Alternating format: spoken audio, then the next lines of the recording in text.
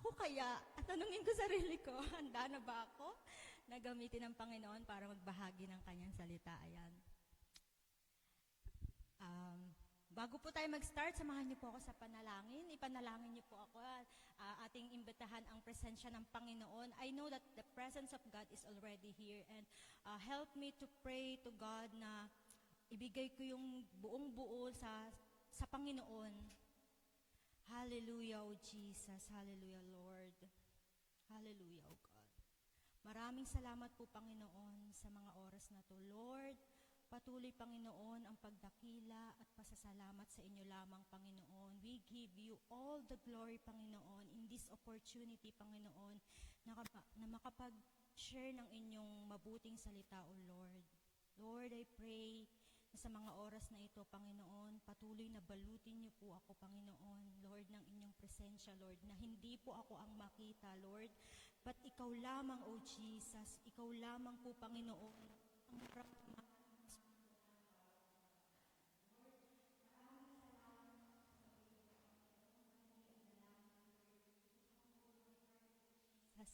In front of you, O God, humble my heart, O God. Lord, use me, Panginoon, to deliver your message, O Lord. Anoint your message, Panginoon. Lord, I pray, Panginoon, that you use me to become the vessel of your anointing, O Lord, to preach your message, O God, to preach your gospel, O Lord. Maraming salamat po, Panginoon, Lord. Maraming salamat sa comfort, sa tulong, Panginoon, Lord Jesus. All the glory to you alone. In Jesus' name I pray. Amen and amen. Hallelujah, hallelujah. Thank you, Lord Jesus. Ayan, gusto ko pong magpasalamat sa Panginoon sa isang opportunity na binigay po sa akin. Although, aaminin ko medyo kinakabahan ako kasi sa mga ganitong pagkakataon po, yung ma-assign ka na magsalita sa harapan para sabihin ang salita ng Panginoon, ay hindi siya yung basta-basta lang. Kasi ang Diyos natin yung pinipresenta natin dito sa harapan. Amen? I praise the Lord because I believe it is also an answered prayer when I say, Lord, use me to become your vessel of your anointing.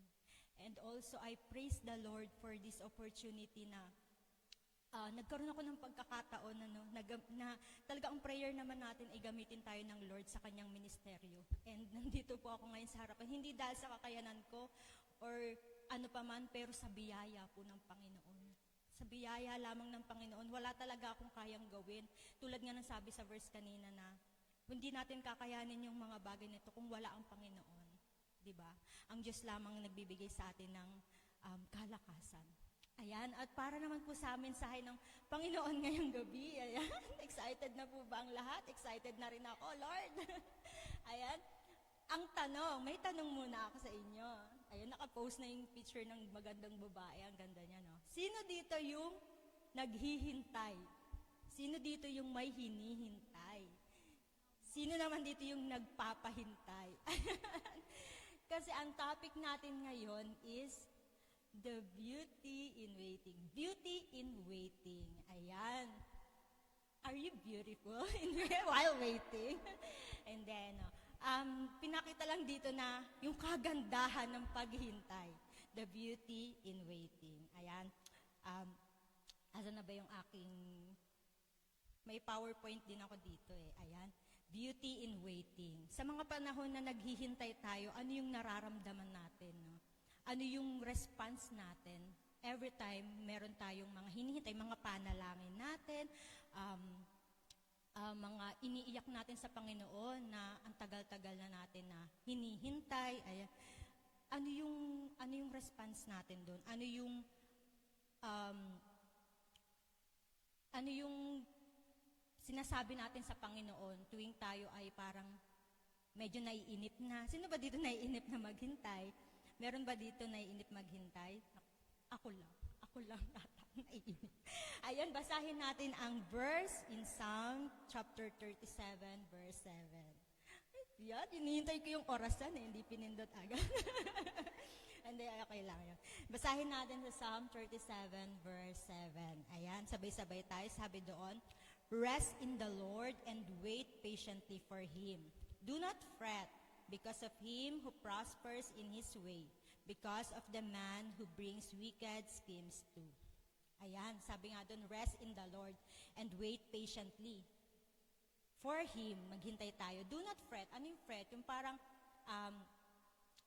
naiinggit ba? Naiinggit. Because of him who prospers in his way. Kasi meron tayong mga kilala na nagpa-prosper na. Because of the man who brings wicked schemes too. Meron ba tayong mga prayers na ang tagal-tagal na? Like, 10 years na? Bakit parang hindi pa siya na? Ay, meron. Isa din ako doon. Ang dami ko na, may prayers din ako, ang tagal na. Parang, kailan kaya siya mangyayari, ano? Tapos may time na parang mapapascroll ka pa sa social media. Sino dito mahilig mag-social media? One of the reasons why I don't use much social media, no? Kasi meron kang prayer na hindi pa natutupad. Pero nag-open ka ng social media. Pagtingin mo sa social media, uy, yung prayer ko, answered na. Pero sa buhay ng iba, ay, ito yung prayer ko.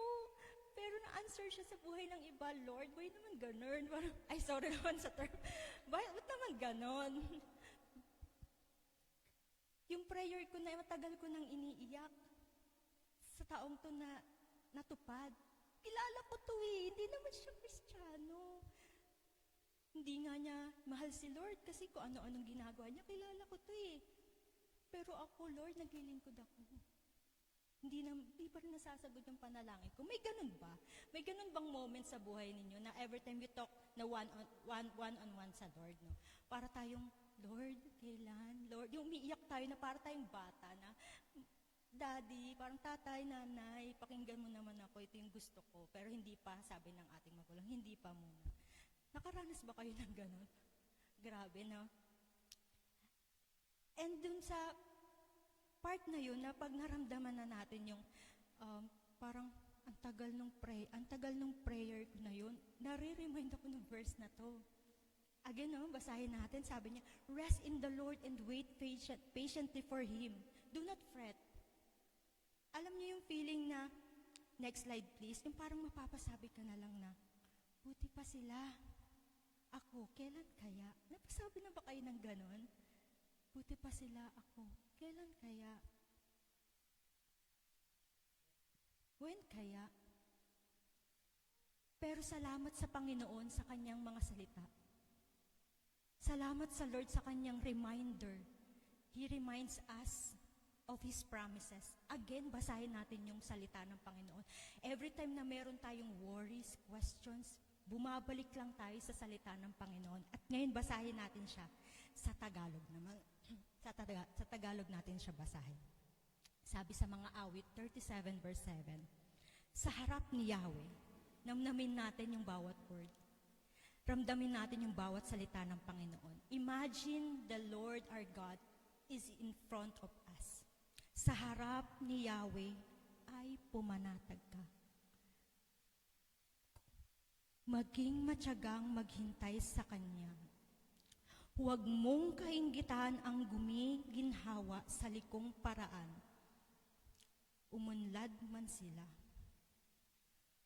Amen. Salamat sa Lord. Dahil sa mga panahong meron tayong nararamdaman, nararanasan, in our season of waiting na parang ang tagal, pumanatag ka sa harap ni Yahweh. Sa mga times na meron tayong worries, pumanatag ka sa harap ni Yahweh. At maging matyaga ka. And yung twist pa dito, no, huwag mong kainggitan ang... Sino ba dito naiinggit? Ay, ako lang. Ako lang. Hindi naman totaling naiinggit, no, na I praise the Lord talaga na hindi tayo naghahangad ng masama sa kapwa natin. We pray na one time we will experience also the answered prayers na na-experience ng ibang tao, purihin ng Panginoon. Nire-remind tayo ng Lord na huwag kainggitan ang gumiginhawa sa likong paraan man or yung mga kakilala man natin na hindi man liko yung paraan. Nasa Panginoon din naman. Huwag natin kainggitan. But we praise the Lord and we give glory to our God sa mga achievements ng mga kakilala natin at sa ating waiting season. Amen? Amen. At ngayon naman, dun tayo sa first point. Ano ba yung mga kailangan natin para naman sa ating paghihintay ay maranasan natin yung kagandahan ng ating paghihintay. Sa first point natin, sabi doon, be joyful in hope. Ayan, yan yung ating team natin sa Gimpo, yung joyful, fullness of joy. Kaya tinapakinggan ko kanina yung sinasabi ni Pastor, ano kayong pwede kong i-add doon sa mensahe ng Panginoon. And ayan, sabi doon, be joyful in hope. Are we joyful? Are we hopeful? Amen! Lahat tayo ay joyful, lahat tayo ay hopeful. Hindi ko man nailagay dyan sa slide, no, pero na-remind ako ng Jeremiah 29 verse 11. Ang sabi doon ng Panginoon, "For I know the plans I have for you, declares the Lord." Imagine, the creator of heaven and earth and all the things that you see ay may magandang plano sa iyo. At ano ito? Is to prosper you. To give you hope, not to harm you, but to give you hope and a future. Purihin ang Panginoon, ano? Sa season of our waiting, we are joyful and we are hopeful. Pero paano naman yun? Ang tagal naman. Paano bang maging masaya pagka naghihintay ka na matagal? Sis, nasaan ka na? Naliligo pa lang ako, sis. Alas 5 usapan, alas 6 na. Naghihintay. Are we joyful in waiting? Tuwing naghihintay ba tayo na ang tagal naman? Do we feel like nasasayang yung oras ko? Nasasayang ba yung oras natin? Sa nature ng tao, parang yun ang maisip natin, no? Bayan, nasayang yung oras ko, naghihintay ako. But, if we look at it on the other way, it's an opportunity for us na binigyan tayo ng extended time. Like, we are waiting and we don't see it as a wasted time. We see it as an opportunity to what? To grow and to connect with God. To have me time. Habang naghihintay, sige, ang tagal. On the way na daw, pero nag-shower pa. Sige, magmi-me time naman muna ako. Magbabasa naman muna ako. Diba, we can make ways to make ourselves joyful. Because I believe that happiness and joy is a choice. Amen po ba? It's a choice kung may inis ka ba or magiging masaya ka na lang. Or hahanapin mo yung joy sa situation. Amen? Hallelujah. Praise the Lord. And this, sa point 1 na ito, na-remind din ako ng story ng character sa Bible. Sila ay, should I say couple? Story ni Jacob and ni Rachel. Ayan. Sino nakakilala kay Jacob at kay Rachel? Ayan, ang ganda ng nila dyan, no? Si Jacob and si Rachel. Little background lang, no? Konting background lang. Si Jacob ay kakambal ni Esau. Anak sila ni Isaac. Si Isaac na anak ni Abraham. So, apo siya ni Abraham. Ayan si Jacob and si Rachel. Basahin natin sa Genesis chapter 29. Malabo pala yung aking kopya. Dito na ako magbasa. Sabay-sabay nating basahin. Genesis 29, verse 16. Si Laban ay may 2 anak na dalaga. Si Leah ang nakatatanda at si Raquel naman ang nakababata. Mapupungay ang mga mata ni Leah. Ngunit mas maganda at kaakit-akit si Raquel. Nabighani si Jacob kay Raquel. Kaya't ang sabi niya kay Laban, paglilingkuran ko kayo ng 7 taon para kay Raquel. Next ba? Sinabi ni Laban, mas gusto ko ngang ikaw ang mapangasawa niya kaysa iba. Sige, dumito ka na.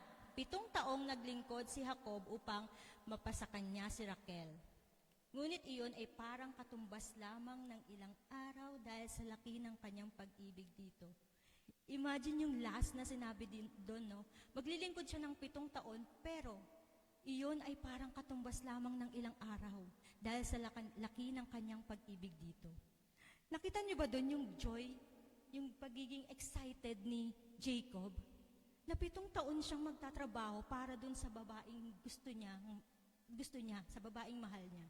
Pero para sa kanya, parang ilang araw lang yun. Pero sa atin, di ba, parang 7 taon, ang tagal nun, parang sa normal days ngayon. Liligawan niya, parang suyuin niya, 7 taon. Sa panahon nga ngayon, parang 6 months lang, ang tagal na. Parang 6 months lang, ang tagal na sa kanila. Yung 1 year, parang matagal na, wow, 1 year. Pero dito, 7 taon, kita talaga natin yung excitement and pagiging joyful ni Jacob sa kanyang panunuyo kay Rachel. Amen? Basahin natin sa Psalm chapter 16, verse 11, about being joyful. You will show me the path of life. In your presence is fullness of joy. At your right hand are pleasures forevermore. Amen. You will show me the path of life. In your presence is fullness of joy. That's why we always pray for God's presence na matagpuan natin so that we can experience the fullness of joy. Parang yung kaninang mensahe ng morning service natin, no? The fullness of joy. And we can only find it in the presence of our Lord. Amen? Amen. Ayan, pumunta na tayo sa my second point. Anong sabi doon? Be patient. Sa una, be joyful in hope. Sa pangalawa naman, be patient. The question is, are we patient? Sino dito ang may pasensya? Sino dito ang mahaba ang pasensya? Sino dito ang walang pasensya? Ay, very honest tayo dyan. Karamihan, no? Parang yun yung medyo struggle natin is patience. Alam niyo po, merong isang kakilala ako, nanalangin siya. Sabi niya, Lord, bigyan niyo ako ng mahabang pasensya. Sino dito nananalangin ng mahabang pasensya? Lord, bigyan niyo po ako ng mahabang pasensya. Kailangan ko to sa buhay. Kailangan ko pa pong habaan yung pasensya ko, Lord. Pagkalooban niyo po ako. And salamat sa Panginoon. Why? Na-answer yung prayer. Pero paano na-answer yung prayer? Binigyan ka ng sitwasyon kung saan magagamit mo yung mahaba mong pasensya. So parang, napakamatahulo na lang siya. Yun pala, yung chinare niya sa akin, ng kaibigan ko na yun, na ganun pala, no? Be careful of what we pray for, we ask for. Kasi kapag natanggap na natin siya, matatawa ka na lang kasi, ay, ganito pala yung kalalabasan nun. You pray for patience, mahabang pasensya, so binigyan ka ng Lord ng sitwasyon kung saan magagamit mo yung in-answer niyang prayer sa'yo, mahabang pasensya. Tuloy natin yung kwento ni Jacob sa Genesis 29, chapter 21. Ito, di ba si Jacob po ay nagtrabaho ng 7 taon para po kay Raquel. At para sa kanya, ilang araw lang yon. At sabi naman dito sa Genesis 29, verse 21, sinabi ni Jacob kay Laban, dumating na po ang panahon, ayan, 7 taon, natapos na yung 7 taon, dumating na po ang panahong dapat kaming makasal ng inyong anak. Naghanda ng malaki si Laban at inanyayahan ang lahat ng taga-roon. Ngunit, sa 23, ngunit ng gabing iyon, hindi alam ni Jacob na ang pinasiping sa kanya ay si Leah. Sino si Leah? Yung nakakatandang kapatid ni Raquel. Sa halip na si Raquel. Next verse, sabi doon ay, kinaumagahan, nakita ni Jacob na si Leah pala ang kanyang kasiping. Kaya sinabi niya kay Laban, bakit ninyo ito ginawa sa akin? Bakit ninyo ako nilinlang? Naglingkod ako sa inyo para kay Raquel. Hindi po ba? Nakita niyo doon yung pasensya na sinubok si Jacob.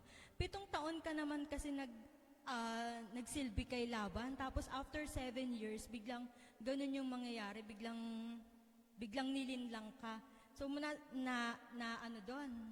na-test yung patience doon ni Jacob na parang nasayang yung 7 years na paglilingkod ko para kay Raquel, tapos nilinlang lang ako. Pero may twist doon. If you will study the story of Jacob, it's called karma. If you will study the story of Jacob and Esau kasi ginawa niya kay Esau na kanyang kakambal, di ba? Back then, nilinlang niya kasi yung kanyang kakambal. So, tumakas siya. The reason why nagkakilala sila ni Raquel, dahil tumakas siya kay Esau. At ngayon, na-karma siya. Karma is real. The consequence, ayan. Sa tiyan pa lang, nag-start na yung mga, battle nila, no? Continue natin sa verse 26. Habi doon, sumagot si Laban, hindi kaugalian dito sa amin na mauna pang mag-asawa ang nakababatang kapatid. Patapusin mo muna ang sanlinggong pagdiriwang na ito at pagkatapos ay ibibigay ko sa iyo si Raquel kung maglilingkod ka pa sa akin ng 7 taon pa. Imagine, grabe naman, 7 years na ako naglingkod sa iyo para kay Raquel. Another 7 years na naman para lang makuha ko yung yung dahilan ng aking paglilingkod sa iyo. Another 7 years na naman. Parang ang hirap naman ng situation na to kung tayo kaya nasa situation na parang ginawa na natin yung best natin, no? Binigay na natin yung best natin. Pero hindi pa rin natin nakuha yung gusto natin. At kailangan pa nating ulitin yun. Kailangan pa ulit natin gawin lahat ng ginawa natin nun para makuha natin yung bagay na inaasam natin. For example, to our prayers, nagpa-fasting ka. Todo ka fasting, pero hindi mo natanggap yung prayer mo. Tapos fasting ka pa din. Tuloy-tuloy lang sa Panginoon, pero hindi mo naintindihan. Bakit kaya parang no na ang sagot ng Lord sa aking mga ginagawa? Parang hindi ko na ata makakamtan yung pinagpipray ko sa Panginoon. But this verse in Proverbs chapter 3, verse 5 to 6, this reminds us that to trust in the Lord with all your heart and lean not on your own understanding. In all your ways, acknowledge Him, and He shall direct your paths. Minsan may mga panalangin tayo na pinipilit natin eh. Pinipilit natin sa Lord, ito yung gusto ko, ito yung gusto ng desire ng puso ko, ito yung nakalagay sa supernatural ko, ito yung pinupush ko na i-answer mong prayer. But, mas maganda yung plano ng Panginoon. Minsan kasi pinipilit natin na mangyari yung gusto natin, yung desire natin. But I wanna share with you how God revealed to me when I prayed for my self-desires na mas maganda ang kalooban ng Panginoon. And then, as we pray for a humble heart, He also revealed to me na basagin kung ano yung desire ng puso ko. Because His plans are the best. Minsan may mga gusto talaga tayo na akala natin the best na nakikita natin na ito na yung okay, ito yung magandang mangyayari sa buhay ko. Hindi natin kayang abutin ang kakayahan ng Panginoon. Kung ano yung iniisip ng Lord para sa atin, hanggang dito lang yung kaya natin. So when we receive a no from the Lord, it is a praise the Lord because there is more and greater than what we are thinking and what we are praying for. Amen? Salamat sa Lord kasi napakaganda talaga ng mga salita niya, ng mensahe niya. And every time we meditate, that's why this is so important na meron tayong fellowship with the Lord. Amen? Kasi doon natin siya talaga nakakausap eh. Doon siya nagre-reveal ng kanyang mga salita. Sa mga panahon na hindi natin maintindihan yung situation, bakit ganito ang nangyari, hindi talaga natin siya totally maintindihan. But all we have to do is what? To trust in the Lord. Hindi ko maintindihan, Lord, ikaw na po ang bahala. Hindi ko maintindihan, Lord, papuri sa iyo, Lord, dahil ikaw ang may kontrol ng lahat ng ito. Amen? Salamat sa Panginoon. Salamat sa Lord. At niremind tayo dito na i-acknowledge natin siya. Sa lahat ng gagawin natin, sa lahat ng ways natin, sa lahat din ng mga pinagpipray, desires natin, acknowledge the Lord. Give it everything to the Lord. Amen? Amen? And connected na siya sa third point. Because sabi doon, be faithful in prayer. Amen? Are we faithful in prayer? Amen! Kasi yun yung connection natin sa Panginoon, di ba? Prayer. Hindi tayo, sabi ko nga eh, sabi nga sa salita eh, sa Revelation na, yung pagbabasa ng Bible eh para siyang inhale, and yung prayer para siyang exhale. It is hard for us to live without reading the Bible and without prayer. Amen? Para siyang breath, para siyang paghinga. Kailangan mong i-inhale at i-exhale. Kailangan mong magbasa at magdasal. Amen? Sa mga panahon na hindi talaga natin maintindihan, ito yung pinaka-importante. At sa mga panahon na meron tayong pinagdadaanan, at kahit wala naman tayong pinagdadaanan, prayer is important. Amen? Sabi sa Colossians chapter 4, verse 2, continue steadfastly in prayer, being watchful in it with thanksgiving. Amen. Patuloy tayong manalangin. Although I believe naman lahat talaga nananalangin. Every day, every time, lahat tayo nananalangin. Lahat tayo may connection sa Panginoon. But salamat sa Lord for the reminder that to continue steadfastly in prayer and habang nagdadasal with thanksgiving. Laging may pasasalamat sa Panginoon. Hallelujah. Tuloy natin yung kwento ni Jacob. Tignan natin kung ano nangyari. Sabi sa Genesis chapter 29 verse 30. Sa wakas, ayan, sa wakas, naangkin ni Jacob si Raquel. Mas mahal niya ito kaysa kay Leah. Kaya't naglingkod pa si Jacob kay Laban ng 7 taon pa. Grabe, no? Pero salamat kasi binigay na ni Laban. Pero kailangan pa niyang maglingkod ng 7 taon pa. But this is an answered prayer. Amen? Sino dito nakareceive na ng answered prayer? Amen. Lahat tayo meron ng answered prayer. Yung mga nagdadasal dyan ng supernatural. yung mga nagde-declare dyan ng mga panalangin na answered na yung prayer na yan. Amen. Sabi sa Habakkuk chapter 2 verse 3. For the vision is yet for an appointed time. But at the end it shall speak, and not lie. Though it tarry, wait for it, because it will surely come. It will not tarry. Anong sabi doon? It will surely come. In our season of waiting, ang sabi doon, it will surely come. That's why it is important na isulat natin yung mga visions natin. Sino ditong may vision board? Or meron kayong mga parang sa papel, sinusulat niyo yung mga gusto nyong mangyari. Yung mga panalangin nyo, yung mga nakikita nyo 5 years after, yung mga 10 years after nyo, nadalangin nyo sa Panginoon. Sino dito yung may mga ganun sinusulat? Na importante yun. I wanna share with you kung paano kami nakarating dito sa Korea. No?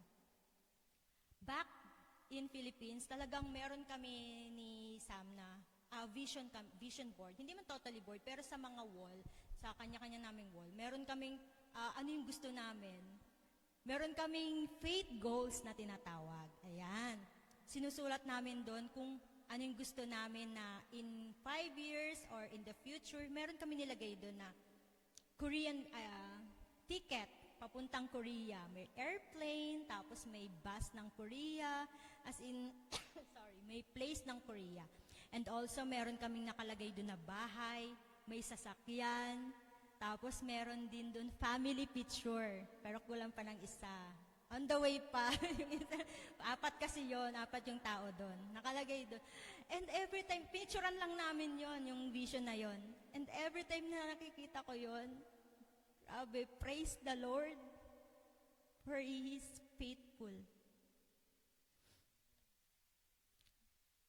May mga panalangin tayo kasi na kala natin ang tagal. Pero pag nakikita ko yung vision na yun, yung vision wall na yun, wall kasi nakalagay sa wall, yung faith goals na yun, lahat yun natupad. And salamat sa Panginoon, no? Salamat sa Lord, lahat ng pagpupuri at kaluwalhatian ay sa Panginoon lamang. And I encourage you all na kung ano yung vision mo ngayon, nakikita mo sa sarili mo, 5 years from now, next year, 10 years from now, isulat mo yan. For an appointed time, it will happen. It will surely come. It shall speak and not lie, though it tarry. Ano yung tarry doon? Parang medyo madelay. Pero hindi man siya late, no? Medyo madelay. Wait for it. Maghintay ka lang, hintayin mo lang siya. Because it will surely come. Inulit niya pa, it will not tarry because it will come at the right time. Amen? Kadalasan kasi ngayon, no? Sa panahon ngayon, mahilig na ang tao sa instant. Tinatamad ako magluluto, instant noodles. Tinatamad akong gawin to, instant. Yung mga instant na bagay, mabilisan na lang, no? Deliver na lang, order na lang. Kaysa, ay, pupunta pa ako sa tindahan, meron namang kupang, bili na lang sa kupang. Mga instant. Pero praise God for the technology, no? It made our life easier. But we have to be careful in choosing instant things, like yung mga instant na pagkain, because it's not healthy. Mas maganda pa rin talaga yung pinaghirapan mo lutuin. No? Mas masarap pa din. Amen? Ayan. Basahin natin ang Isaiah chapter 40 verse 31. It's also about waiting. But they that wait upon the Lord shall renew their strength. Sino ditong malalakas? Amen. We are all strong in the Lord. They shall mount up with wings as eagles. They shall run and not be weary. And they shall walk and not faint. Faint. Amen. Lahat ng naghihintay sa Panginoon ay magkakaroon ng kalakasan. Marirenew ang kalakasan. Buhay ang salita ng Panginoon. Amen. Kaya tuwing binabasa natin to, iba yung impact, iba yung revelation talaga sa atin. Talagang bawat word ng Panginoon. Talagang may strength na nare-receive. May kalakasan na napupunta sa atin. Amen? Salamat sa Lord sa kanyang mga salita. And yung ating points na be joyful in hope, be patient in affliction, and be faithful in prayer. Nakuha ko po ito sa Romans chapter 12, verse 12. May kita po natin doon sa Romans chapter 12, verse 12. That reminds us to be joyful in hope, patient in affliction. Diba? Sa mga panahon na may pinagdadaanan tayo, we are patient and faithful in prayer. And the last slide, a simple reminder for us. In our season of waiting, the next slide, please.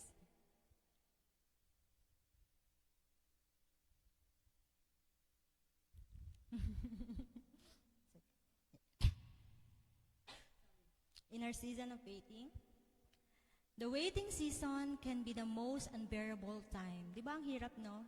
Pag tayo ay naghihintay. But if you see it through God's eyes, it should be the most beautiful time in your life. Amen? Yung waiting season natin, it's not a wasted time. Our waiting season is an opportunity for us to grow. Our waiting season is the most beautiful time in our life. At salamat sa Panginoon sa oportunidad na ito na binibigay niya sa atin. And I see that waiting is beautiful because there is beauty in waiting.